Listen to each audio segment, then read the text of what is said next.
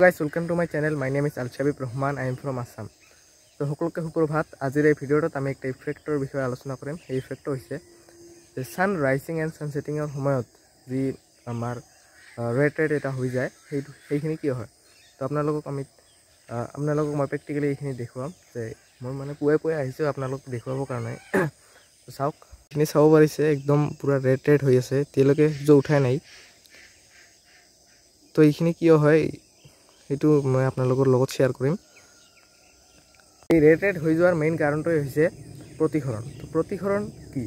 প্ৰতিসৰণ এনে এটা প্ৰক্ৰিয়া য'ত কোনো এটা স্বচ্ছ পদাৰ্থৰ মাজেৰে পোহৰ পাৰ হৈ গৈ, মানে আমিতো সকলোৱে জানো যে পোহৰ একদম চিধাচিধিকৈ ট্ৰেভেল কৰে, কিন্তু প্ৰতিসৰণত সেইটো মানে ভুল হৈ যায়। কোনো এটা স্বচ্ছ পদাৰ্থৰ মাজেৰে পাৰ হৈ যায়, বেকা হৈ যায়। তো মই এনিমেশ্যনত এটা দেখাই দিছোঁ যে কেনেকৈ হয়। তো তেনেকৈ বায়ুমণ্ডলত বিভিন্ন ধৰণৰ কণা বা গেছৰ যিবিলাক কণিকা থাকে সেইবিলাকে আমাৰ সূৰ্যৰ পৰা ৰশ্মি যিখিনি আহে সেইখিনি বহুতবাৰ প্ৰতিসৰণ কৰে। তো আমি এইখিনি ইফেক্ট হয়তোবা পুৱাৰ সময়ত নতুবা আবেলিৰ সময়তহে দেখিবলৈ পাওঁ, কিন্তু দুপৰীয়াৰ সময়ত এই ইফেক্টখিনি কিয় দেখিবলৈ নাপাওঁ। তো আমাৰ পৰা পৃথিৱীৰ দূৰত্ব 149.6 মিলিয়ন কিলোমিটাৰ। তো আমাৰ এইখিনি বহুত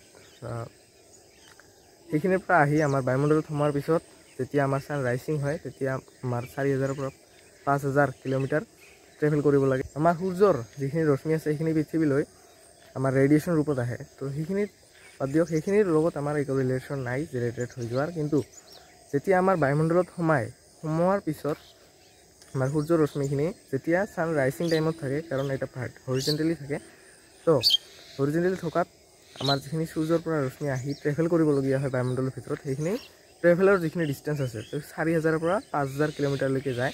আৰু যেতিয়া আমাৰ মূৰৰ ওপৰত থাকে, মানে দুপৰীয়াৰ সময়ত থাকে, তেতিয়া 100 কিলোমিটাৰ মান ট্ৰেভেল কৰিব লাগে। তো এইখিনি যেতিয়া বেছিকৈ ট্ৰেভেল কৰিব লাগে, আমি জানো যে ভিপজিঅ'ৰ এটা হোৱাইট কালাৰত ভিপজিঅ'ৰ নামৰ, মানে ভিপজিঅ'ৰৰ চামেশ্যন নহয়, একচুৱেলি ভিপজিঅ'ৰৰ মানে মিলনকে আমি হোৱাইট কালাৰ বুলি কওঁ। তো ভিপজিঅ'ৰ এই যিটো ছিৰিজ আছে VIVGYOR, এই ছিৰিজটোত প্ৰথমৰ যিটো আছে ভায়লেটৰ যিটো তৰংগ দৈৰ্ঘ্য, আমাৰ লাইটৰ লগত এটা তৰংগ থাকে, তো তৰংগ দৈৰ্ঘ্য আটাইতকৈ বেছি। আৰু যিটো ৰেড আছে আমাৰ লাষ্ট ভিপজিঅ'ৰ লাষ্ট যিটো লেটাৰ ৰেড, সেইটোৰ তৰংগ দৈৰ্ঘ্য আটাইতকৈ ডাঙৰ। তো যিখিনি ডাঙৰ, যদি আমাৰ 100 কিলোমিটাৰ সেই ডিষ্টেঞ্চ কভাৰ কৰিব লাগে, মানে যেতিয়া দুপৰীয়াৰ টাইমত, তো ডাঙৰটো ভিজিবল হ'বই নোৱাৰে, বুজিছে?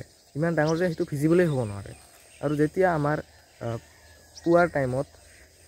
পুৱাৰ টাইমত ওলাবলগীয়া হয় সূৰ্যটো, তেতিয়া বহুতখিনি ডিষ্টেঞ্চ যিহেতু কভাৰ কৰিব লাগে বায়ুমণ্ডলত, তো তেতিয়া সেই ৰেড কালাৰটো ভিজিবল হৈ যায়, বুজিছে? তো সেইকাৰণে আমি ৰেড কালাৰটো ভিজিবল মানে দেখা পাওঁ। আৰু যেতিয়া সেই একেখিনি পৰিঘটনাই হয় যেতিয়া আমাৰ ছানছেটৰ টাইমত থাকে, আবেলিৰ টাইমত, সেই একেখিনি পৰিঘটনাই হয় যে বহুতখিনি ডিষ্টেঞ্চ কভাৰ কৰিব লাগে, সেইকাৰণে ৰেডখিনি আমাৰ ভিজিবল হৈ যায়। আৰু বাকী কালাৰবিলাক সিমান এটা ভিজিবল নহয়, কাৰণ বাকী কালাৰবিলাকৰ তৰংগ দৈৰ্ঘ্য কম। তো সেইবিলাক অলপ ডিষ্টেঞ্চতেই হয়, ঠিক আছে? তো এতিয়া যেতিয়া আমাৰ নীলা হৈ আছে আমাৰ আকাশটো, তো নীলা হৈ যোৱাৰ কাৰণটো সেইটোৱে যে ৰেড যিটো ব্লু কালাৰ আছে সেইটোৰ তৰংগ দৈৰ্ঘ্য কম, তো একদম পুৰা ফালে বিয়পি গৈ আছে। তো এতিয়া চাওক, আমাৰ সূৰ্য উঠিছে, চাব পাৰিছে, কমাই দিছোঁ, সূৰ্যটো উঠিছে, কিন্তু আমাৰ যি সূৰ্য উঠাৰ প্ৰতিসৰণাংক মানেতো বুজি পালে আপোনালোকে দেখাই দিছোঁ মই, বেণ্ড হৈ যায়। তো সূৰ্যখিনি আমাৰ উদয় হোৱাতে আৰু যিটো মাৰ যোৱাতে 2 মিনিট আগতীয়াকৈ উদয় হয়, ঠিক আছে? মানে ইয়াতে যিটো আমাৰ ছাৰ্ফেচ লেভেলত আছে সেই লেভেল অনুযায়ী নায়েই সূৰ্যটো, কিন্তু আমি দেখা পাই আছোঁ, মানে যিটো লাইটটো বেণ্ড হৈ আছে। তো তলৰ পৰা আমাৰ যিটো সূৰ্য আছে সেইটো তলৰ পৰাই মানে এনেকৈ বেণ্ড হৈ আহিছে, বুজিছে? আৰু যেতিয়া সান ৰাইজিঙৰ টাইমত থাকে তেতিয়াও আমি 2 মিনিট মাৰ যায় আমাৰ ছাৰ্ফেচ লেভেলতকৈ তলত যায়, তথাপিও মানে আমি দেখা পাওঁ, কাৰণ সেই বেণ্ডিংটো হৈ আছে লাইটৰ। তো লাইটৰ বেণ্ডিং হয়, কিন্তু মানে যদি কিবা এটা স্বচ্ছ পদাৰ্থৰ মাজেৰে যাব লাগিব, তেতিয়াহে আমাৰ লাইটৰ বেণ্ডিং হ'ব, এনেই নহয়, বুজিছে? তো এইখিনিয়ে আমাৰ ভিডিঅ'। তো আমি আৰু কেইটামান বিষয়ত আলোচনা কৰিম আমাৰ নেক্সট ভিডিঅ'বিলাকত। তো এইটো ভিডিঅ' কেনেকুৱা লাগিছে আপোনালোকে কমেণ্ট কৰি জনাব। আৰু হয়তোবা কিবা ভুল ভ্ৰান্তি হৈ গৈছে ভিডিঅ'টোত, ক'বলগীয়া কথা ৰৈ গৈছে, কাৰণ ফাৰ্ষ্ট মই বনাই আছোঁ। তো নাৰ্ভাছ এটা ফিল হৈ যায়। তো আমি বহুতকেইটা বিষয়ত আলোচনা কৰিম মোৰ নেক্সট ভিডিঅ'বিলাকত।